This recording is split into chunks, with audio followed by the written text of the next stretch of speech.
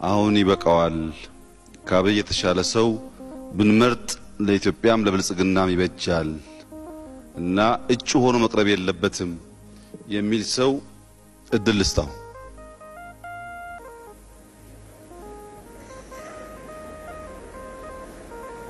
ጸጥታ ይሄ ብዙ ሰዎች የሚታዘቡት ምርጫ ነው። ዲሞክራሲያዊ መሆን አለበት። እንደዚህ አይነት ሐሳብ ያለው ሰው ካለ ለማድመጥ ዝግጁ መሆን ያስፈልጋል።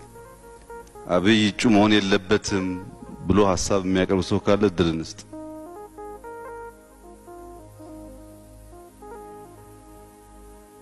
በንግግር ባይሆንም በእጅ እቃወማለሁ የሚል ካለም ችግር የለውም።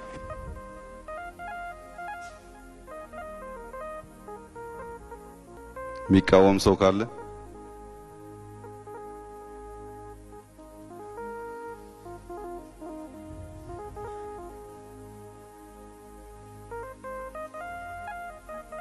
የመጨረሻ ጥሪ ነው። የሚቃወም ሰው ካለ